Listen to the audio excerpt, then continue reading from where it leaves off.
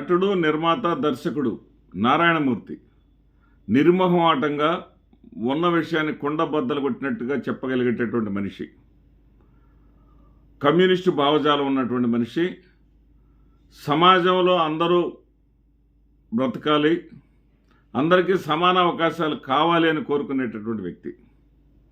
ఆయన Telugu one channel, ఆ Telugu one ఛానల్ని ప్రారంభోత్సవానికి వెళ్ళారు. అక్కడ ఆ చీఫ్ ఎడిటర్ ఆయన సామాజిక వర్గానికి చెందినటువంటి వాళ్ళని, పెద్ద పెద్ద వాళ్ళని పిలుచుకున్నారు. భారతదేశానికే సుప్రీంకోర్టు ప్రధాన న్యాయమూర్తిగా చేసినటువంటి తెలుగువాడైనటువంటి ఎన్వి రమణ గారిని కూడా పిలుచుకున్నారు. అదేవిధంగా ఆంధ్రప్రదేశ్ ప్రస్తుత ముఖ్యమంత్రి నారా చంద్రబాబు నాయుడు గారిని పిలుచుకున్నారు. మరి వెంకయ్యనాయుడు గారు కుమార్తె, పెద్ద పెద్ద మహామహులందరూ ఉన్నారు. మన వాడికి స్ట్రైట్గా మాట్లాడటం ఇష్టం కదా. ఈయన ఏ విషయం చెప్పాడంటే చాలా విషయాలు చెప్పారు. వాళ్ళని పొగుడుతూనే ఒకవైపున ఎన్వి రమణ గారిని, దివంగత పత్రికాధినేత అయినటువంటి చెరుకూరి రామోజీరావు గారిని, వీళ్ళందరినీ కూడా పొగుడుతూనే ఆయన ఒక విషయాన్ని కుండబద్దలు కొట్టినట్టు చెప్పాడు. ఏమిటంటే అది, ఈ రోజున ప్రపంచం ఎం మీద నడుస్తుంది, మనీ మీద, మాఫియా మీద, అదేవిధంగా మజిల్ మీద, మేనేజ్మెంట్ మీద, మీడియా మీద నడుస్తూ ఉంది. ఈ మీడియా అనేది ఫోర్త్ ఎస్టేట్గా ఉండాలి. ఫోర్త్ ఎస్టేట్గా ఉండాలంటే సత్యాన్వేషణ చేయాలి. రాజ్యాంగంలో ఉన్నటువంటి 4 పిల్లర్స్లో ఒకటైనటువంటి మీడియా సత్యాన్ని ప్రజలకు అందజేయాలి. అలా కాకుండా సత్యం జోలి పోకుండా ఒక రాజకీయ పార్టీ వైపు మాత్రమే వంగి రాజకీయ పార్టీ కోసమే భజన చేస్తూ ఉంది. వాళ్ళకి they don't have right to demoralise A person.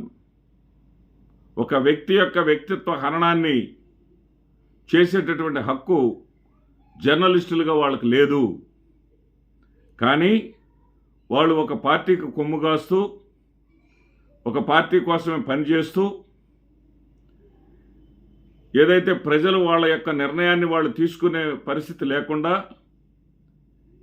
ఎన్నికల్లో కూడా వీళ్ళే ప్రచారకర్తల్లాగా, వీళ్ళే పెయిడ్ ఆర్టికల్స్ ఇస్తూ, కట్టుకథలు చెబుతూ ప్రజల యొక్క ప్రజా నిర్ణయాన్ని కూడా తాము అనుకున్నటువంటి వ్యక్తులకు అనుకూలంగా ఉండేలాగా కట్టుకథలు చెప్తా ఉన్నారు. ఇది మీడియాకు అవసరం లేని పని. మీడియా చేయవలసింది సత్యాన్వేషణ చేయాలి, సత్యానికి కట్టుబడి ఉండాలి. ఇక నుంచి అయినా ఆ విధంగా ఉంటుందని నేను ఆశిస్తున్నాను, మీరు ఎవరేమనుకున్నా సరే అని చెప్పేసి ఆ ఒక్క విషయాన్ని కుండబద్దలు కొట్టారు. మరొక ప్రధానమైనటువంటి విషయాన్ని కూడా ఆయన చెప్పాడు. ఏంటంటే ఎన్వి రమణ గారి పేరెత్తి మరీ, ఎన్వి రమణ గారి వైపు చూపించి మరీ చెప్పారు. ఏమిటంటే ఇంగ్లీష్ మీడియం ప్రాధాన్యం గురించి చెప్పారు ఆయన. అయ్యా రమణ గారు, మీరు గతంలో తెలుగు మీడియం, నేను కూడా డిగ్రీ వరకు తెలుగులోనే చదువుకున్నాను. డిగ్రీ వరకు తెలుగులోనే చదువుకొని కూడా మరి 140 కోట్ల ప్రజానీకం ఉన్నటువంటి ఈ భారతదేశానికి సుప్రీంకోర్టుకి చీఫ్ను కాగలిగాను. ఆ తర్వాత అవసరమైనప్పుడు ఇంగ్లీష్ నేర్చుకున్నాను.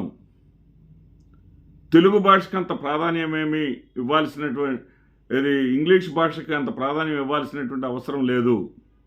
మాతృభాషకే ప్రాధాన్యం ఇవ్వాలి.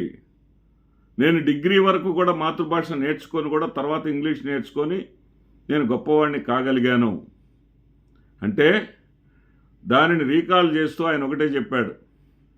అయ్యా, మీలాంటి ఐక్యూ నాలాంటి వాళ్ళకు ఉండదు. మేము పేదవాళ్ళం. మీలాంటి వాళ్ళకో, సర్వేపల్లి రాధాకృష్ణన్ గారికో, లేదా న్యూటన్ గారికో ఉన్నంతటి మేధాశక్తి మాకుండదు. మేము బొడ్డోళ్ళం, బడుగులం, చిన్నోళ్ళం, పేదోళ్ళం. కానీ తెలుగు మీడియంలో చదువుకొని అనేక అవకాశాలను మేము కోల్పోయాం. డిగ్రీ వరకు కూడా ఫస్ట్ క్లాస్ మార్కులతో మేము పాస్ అయ్యి పెద్ద పెద్ద ఉద్యోగాలు, మీలాంటి ఉద్యోగాలు మేము చేయాల్సినటువంటి తరుణంలో చేయకుండా ఒక పోలీసు కానిస్టేబుల్ లాగా, ఒక పోస్ట్ మ్యాన్ లాగా, ఒక చిరు ఉద్యోగాలు చేసుకుంటూ మేము అక్కడే ఆగిపోయాం. కానీ ఇంగ్లీష్ మీడియం చదువుకున్నటువంటి వాళ్ళు మాత్రం గొప్పోళ్ళు అయ్యారు. తెలుగు మీడియంకి పరిమితమైన వాళ్ళు అధపాతాళానికి పోయారు అని చెప్పేసి కుండ బద్దలు కొట్టినట్టు చెప్పాడు. ఇది చెప్పడానికి కారణం ఏంటంటే, జగన్మోహన్ రెడ్డి గారి ప్రభుత్వం అధికారంలో ఉండగా ఇంగ్లీష్ మీడియం ప్రమోట్ చేస్తే స్కూళ్ళన్నింటిలో కూడా ఇంగ్లీష్ మీడియం పెట్టాలని చెప్పేసి జగన్మోహన్ రెడ్డి గారు పూనుకుంటే ఒక పెద్ద ఉద్యమమే చేసింది తెలుగుదేశం పార్టీ.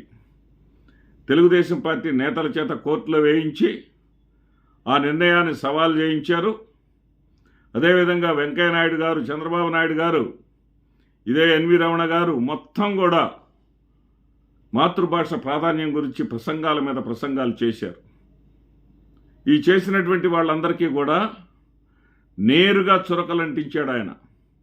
మీరంతా గొప్పోళ్ళు, మీరు గొప్ప గొప్ప స్థానాల్లో ఉన్నారు, మేము బడుగులం, మేము పేదలం,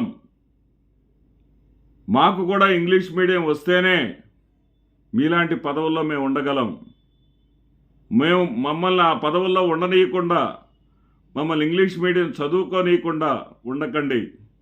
అక్కడ దాకెందుకు, ఈ ప్రారంభోత్సవానికి మనల్ని పిలిచినటువంటి వెలుగు 1, ఆ తెలుగు 1 ఛానల్ చైర్మన్ ఎవరైతే ఉన్నారో, తెలుగు అనేదాన్ని తెలుగులో రాశారు, 1 అనేదాన్ని 1 అని చెప్పి రాయలా, 1 అనేదాన్ని ఇంగ్లీష్లో రాశారు.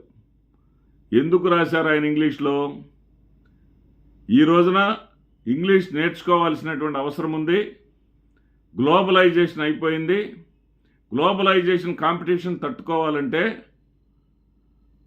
తెలుగు భాష అమ్మలాంటిది, కానీ ఇంగ్లీష్ భాష కూడా నాన్న లాంటిది. ఎందుకంటే అమ్మ ప్రేమను మాత్రమే కురిపిస్తుంది, నాన్న ఎలా బతకాలో కూడా నేర్పిస్తాడు. తెలుగు భాష ద్వారా అమ్మలోని ప్రేమను చూస్తాము, ఇంగ్లీష్ భాష ద్వారా బతుకు తెరువును నేర్చుకుంటాము. కాబట్టి ఆయన చాలా తెలివైన పని చేశాడు. తెలుగు అనేదాన్నేమో తెలుగులో రాశాడు, 1 అనేదాన్నేమో ఇంగ్లీష్లో రాశాడు. మీరు ఏమనుకున్నా సరే మీరు కూడా వాస్తవాలు గమనించండి.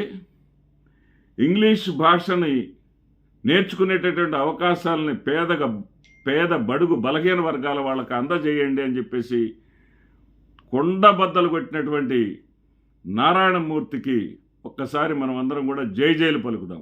నమస్తే.